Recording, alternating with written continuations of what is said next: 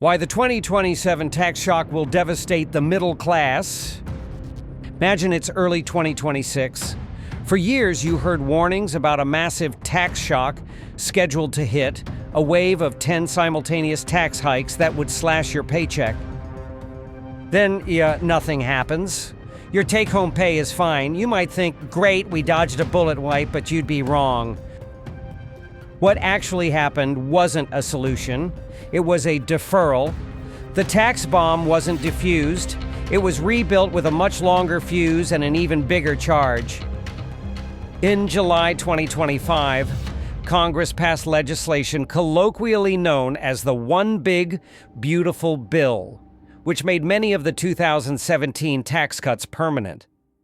This prevented the immediate pain, but it did so by adding trillions to the national debt, all but guaranteeing a far more difficult reckoning down the road.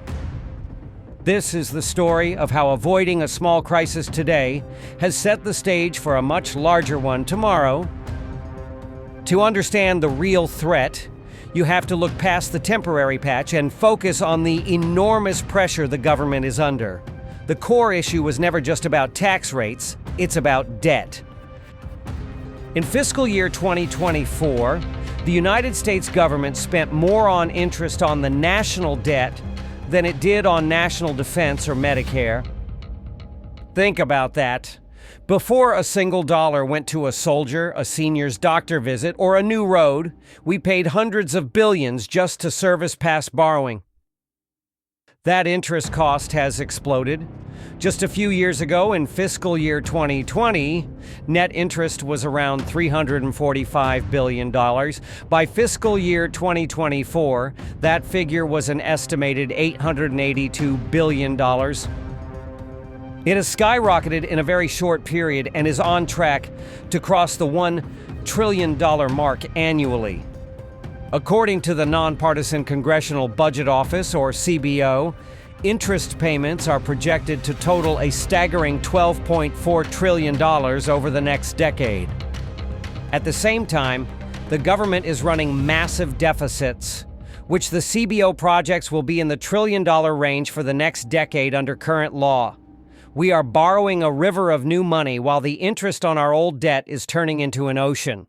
When a household's credit card interest starts growing faster than their income, they have two choices: drastically cut spending or find more income. The government is in the same boat, and historically, when faced with this choice, governments find it politically easier to find more income by raising your taxes than to make deep, painful spending cuts. This is the real story. By extending the 2017 tax cuts, the government avoided a politically inconvenient tax hike on the middle class, but made the long-term debt problem significantly worse, increasing the pressure for even bigger tax increases in the future. The tax cliff we dodged, for now. The tax shock everyone talked about was the scheduled expiration of the big tax cuts from the 2017 law known as the Tax Cuts and Jobs Act, TCJA. If Congress had done nothing, your 2026 taxes would have exploded. Here's what was supposed to happen and how the 2025 law changed it. Higher income tax rates? Averted. The lower tax rates, 12%, 22%, 24%, etc., from the TCJA were made permanent. Your tax bracket will not automatically jump back to the higher pre-2017 rates. Standard deduction cut in half? Averted. This would have been the biggest hit for most families. Instead of being cut, the nearly doubled standard deduction was also made permanent and will continue to be adjusted for inflation. For 2026, the standard deduction is set at $1,600 for single filers and $3,200 for married couples filing jointly. Child tax credit slashed, partially averted. The credit was set to fall from $2,000 back to $1,000 per child. The new law prevented that, increasing the credit slightly to $2,200. Small business deduction vanishes, averted. The 20% deduction for qualified business income, QBI, for freelancers and small businesses was also set to disappear. The new law made it permanent, ensuring this key deduction for pass-through businesses remains. The AMT trap returns averted. The alternative minimum tax was poised to hit millions more middle-class families. By making the higher TCJA exemption amounts permanent, the new law keeps the AMT shield in place for most people. Other provisions, like the cap on the state and local tax, SALT deduction, were modified, not eliminated. The cap was raised from $10,000 to $40,000 for many taxpayers, but only temporarily through 2029. The medical expense deduction threshold, which was scheduled to get higher and harder to meet, was permanently kept at the lower 7.5% of income level by a separate act. The estate tax exemption, rather than being cut in half, was made permanent and increased to $15 million per person starting in 2026. So, crisis over, right? Not quite. This was not a free lunch. Extending these cuts adds trillions of dollars to the national debt, creating a much larger fiscal hole that will have to be filled later. The debate has shifted. It's no longer about a tax cliff that was written into law. It's about the bill for avoiding that cliff. Let's go back to our hypothetical family, a married couple with 2 children earning $90,000 a year.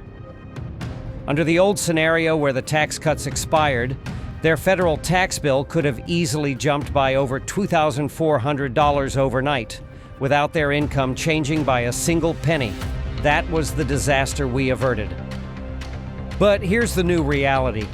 By making those tax cuts permanent without cutting spending, the government essentially put that $2,400 and similar amounts for millions of other families on the national credit card.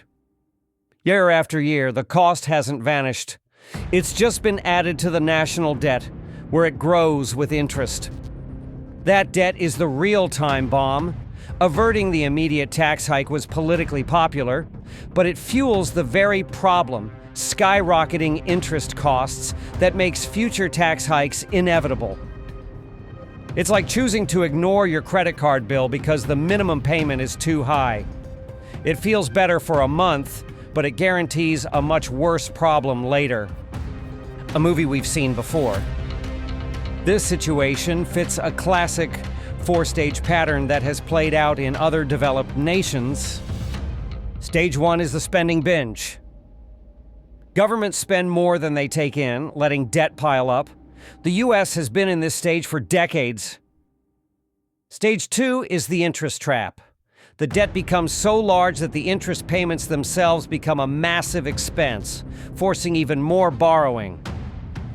With interest costs now rivaling spending on defense and Medicare, the United States is deep into this stage. Stage 3 is the tax surge. Facing the math of the interest trap, the government must find revenue. Promises to only tax the rich never add up because the bulk of taxable income is in the middle class. So taxes on working families and businesses begin to climb. The 2025 tax law didn't prevent Stage 3. It only delayed it while making the underlying cause even worse. Stage 4 is the economic squeeze. When the tax burden gets too heavy, people change their behavior. They work less, take fewer risks, and invest less. Growth slows, creating a doom loop. Weaker growth means lower tax revenue, which means more debt and more pressure for even higher taxes. We've seen this movie in other countries. Post-war Great Britain faced massive debt that led to decades of crushing tax rates and economic stagnation. More recently, countries like Greece saw what happens when debt spirals lead to brutal emergency tax hikes, contributing to a catastrophic economic collapse. The OS is now deeper in Stage 2, making a future move to Stage 3 more certain and likely more severe. How to prepare for what's really coming. You cannot personally stop federal policy, but you are not powerless. The fundamental problem of out-of-control debt remains, and the most likely solution will eventually be higher taxes. Here's what to consider. First, build your tax shield. Many experts believe we are living in the lowest tax rate environment we will see for the rest of our lives. If you agree, now is the time to maximize contributions to tax-advantaged accounts. This means funding your 401ks, Roth IRAs, and health savings accounts, HSAs, to the absolute maximum. Money inside these accounts grows either tax-deferred or, in the case of a Roth, completely tax-free, shielding it from future rate hikes. Second, rethink your timing. If you have investments with large capital gains, speak with a financial advisor about realizing some of those gains in the current lower tax environment. This strategy, known as tax gain harvesting, can be a powerful way to de-risk your portfolio from future policy changes that may be needed to address the debt. Third, become a single-issue voter on this topic. This is not a partisan issue, it is a math problem. When politicians come asking for your vote, ask them one simple question. You extended trillions of dollars in tax cuts. What is your specific plan to pay for them and tackle the national debt without crushing the middle class with higher taxes later? Don't accept vague answers. Demand a real plan. The 2027 tax shock didn't happen, but don't be fooled. It wasn't solved, it was postponed. The fiscal time bomb of soaring national debt is ticking louder than ever. By choosing short-term relief over long-term responsibility, policymakers have set the stage for a much larger and more painful tax reckoning in the years to come. Being aware of the real threat gives you the power to shield yourself from the fallout. You can prepare, you can plan, and you can demand action. If this information was valuable, please subscribe to the channel. We will be tracking the government's response to the debt crisis as it unfolds.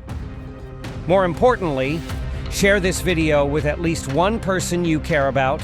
Too many Americans think the danger has passed when it has only just begun. The time to prepare is now.